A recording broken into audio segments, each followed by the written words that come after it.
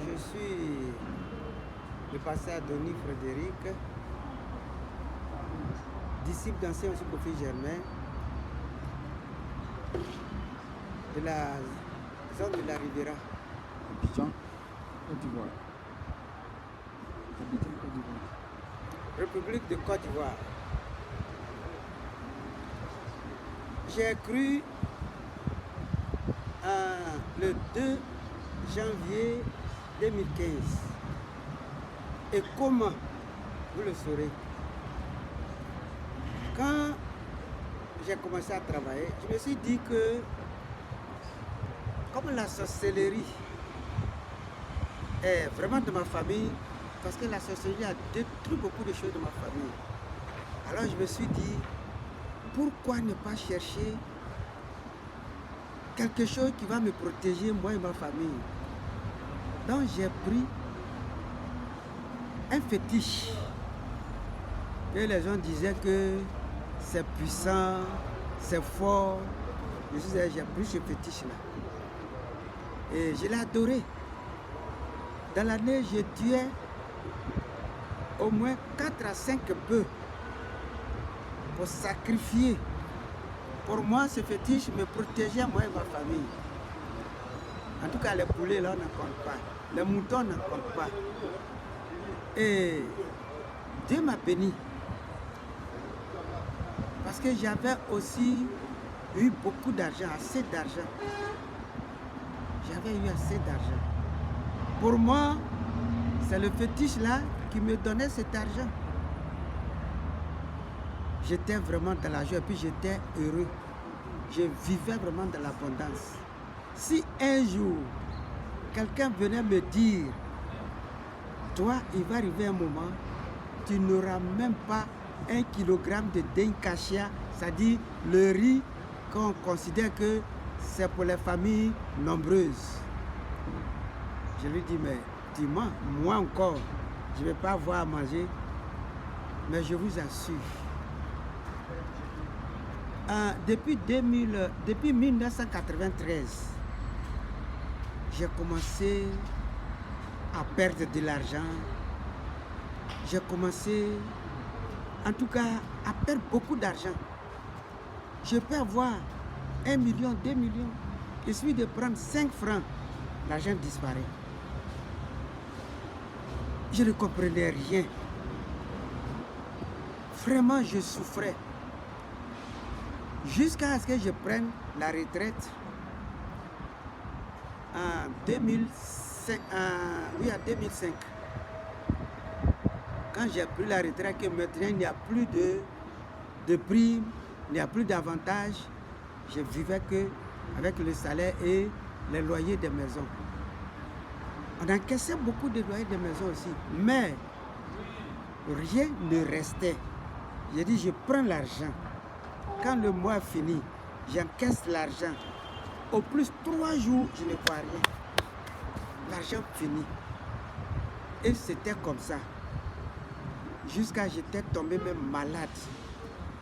J'avais une forte douleur dans le corps. Je souffrais. Cette douleur même m'a fait tomber. J'étais tombé même. Je mourais. J'ai ma fille qui adorait le fétiche avec nous. Elle a dit, ah, comme on a ton fétiche, mais on souffre. On souffre. Il n'y a même plus l'argent même pour manger. En plus encore, le papa souffre. Donc, le fétiche ne peut pas nous sauver. Elle a quitté, aller chercher l'église. Elle a trouvé la CMC, Communauté missionnaire chrétienne internationale. Elle dit, papa, Jésus peut te sauver. J'ai dit, non, non, non. Moi, mon fétiche là, je n'abandonne pas. Je souffrais, hein, mais j'adorais quand même le fétiche. J'ai un peu d'argent, je payais mouton, je payais tout, je donnais. Mais je souffrais. Un matin, je me suis levé, j'ai dit à mon épouse, comment je suis, il n'y a plus l'argent. Je suis malade. Mais qu'est-ce que le fétiche l'a fait? J'ai pris le fétiche là, un bon matin, j'ai ramené ça à son propriétaire à Boaké, dans un petit village. Et je suis revenu. Je n'allais pas à l'église aussi, hein, mais je n'adorais pas aussi fétiche. Mais je souffrais même. le 1er janvier 2005, en 2015, le 1er janvier 2015, ma fille était venue me voir. Elle arrivait, elle n'avait rien à manger. Elle dit, papa, j'ai dit de donner ta vie à Jésus. Jésus peut te sauver. Tu as assez d'argent. Mais où va l'argent là? J'ai dit, moi-même, je ne comprenais rien. Elle-même a payé un cahier, elle a préparé, elle dit, tu vas faire ta repentance. Quand elle est partie, j'ai déchiré le cahier là. J'ai mis à la poubelle. J'ai dit, c'est qu'un Jésus qui peut me sauver. Jésus ne peut pas me sauver. Si mon fétiche n'a pas pu me sauver, ce n'est pas Jésus qui va me sauver. J'ai déchiré le cahier là. J'ai mis à la poubelle. Et la nuit du 2 janvier au 3 janvier, je souffrais terriblement. Je ne dormais pas. La douleur dans mon corps était forte. Et j'ai eu un petit sommeil. Dans le petit sommeil, j'ai vu quelqu'un. J'ai vu le bras, mais je n'ai pas vu la personne. La personne écrivait au tableau, sur un tableau noir, avec une craie blanche. Fais ta repentance, prends 10 jours de repentance, fais 10 jours de jeûne, fais ta repentance pour que je te sauve. Et puis j'ai dit, c'est qui même? La femme m'a dit, c'est Jésus. Et puis j'ai dit, Jésus, je me suis réveillé. Le matin, j'ai appelé ma fille. Et, voilà ce que j'ai eu dans le songe. La personne me dit de prendre 10 jours de jeûne, de faire ma repentance, qu'elle va me sauver. Elle dit, oh Seigneur, merci. Seigneur, merci. Sinon, j'ai pleuré toute la nuit. Je ne sais pas où on doit envoyer mon père. Tu t'es révélé à lui, je sais qu'il est sauvé. Je dis, mais c'est pas ça. Moi, je te dis quelque chose que j'ai vu ensemble, tu dis Jésus. Mais je suis franco. Et il a appelé un ancien de l'église, ancien Oussou. En allant, il a payé un cahier.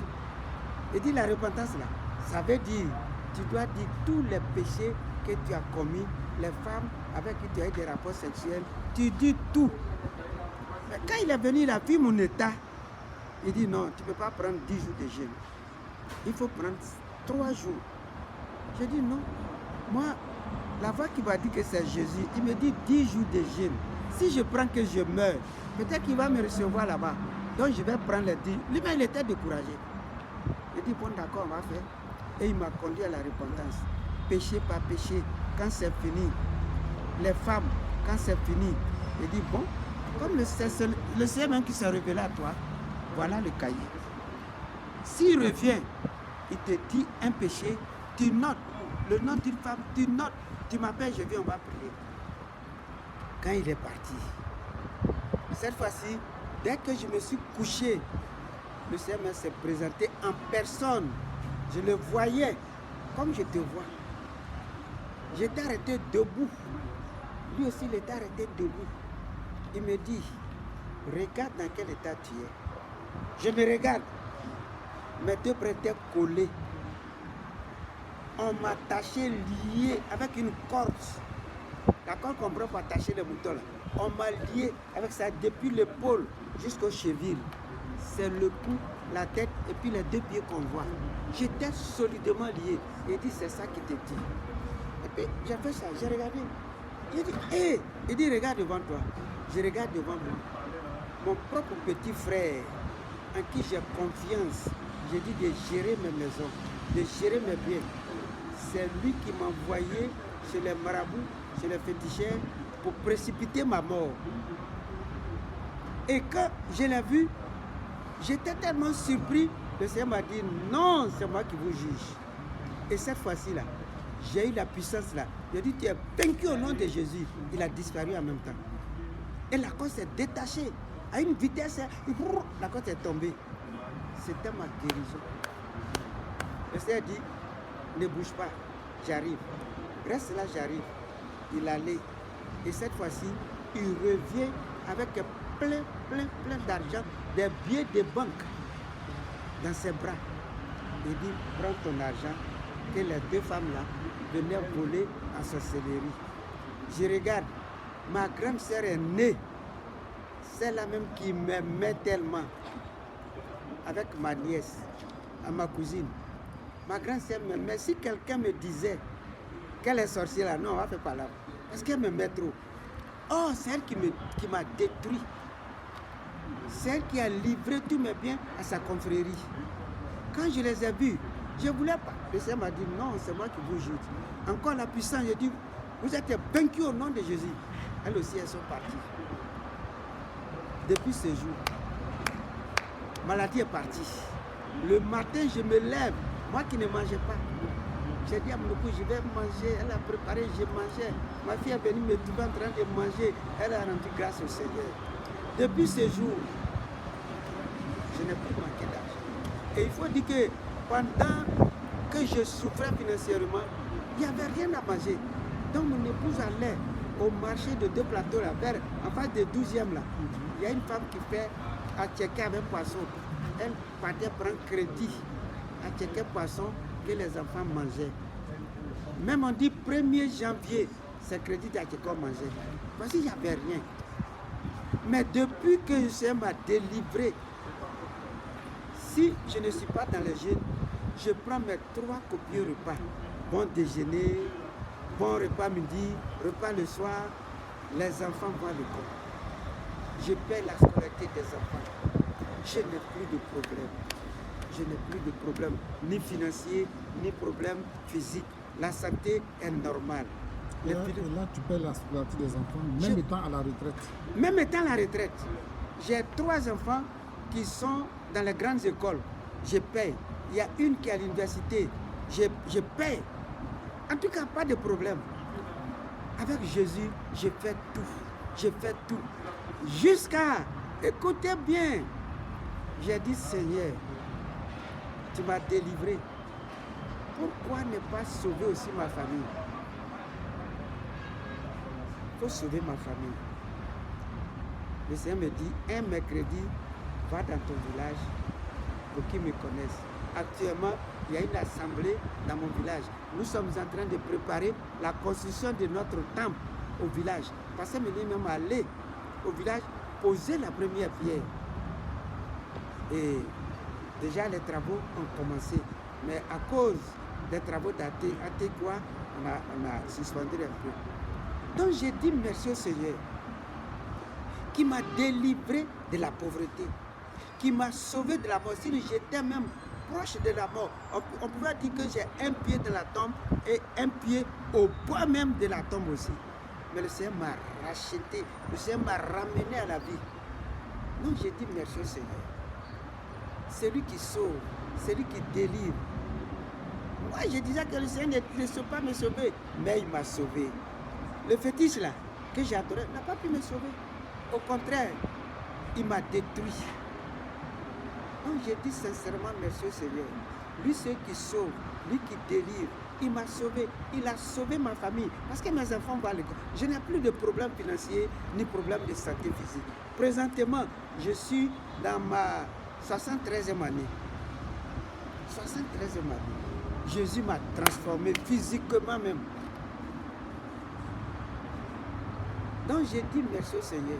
Lui qui sauve, qui guérit, que son nom soit béni. Amen. Amen. C'est un merci.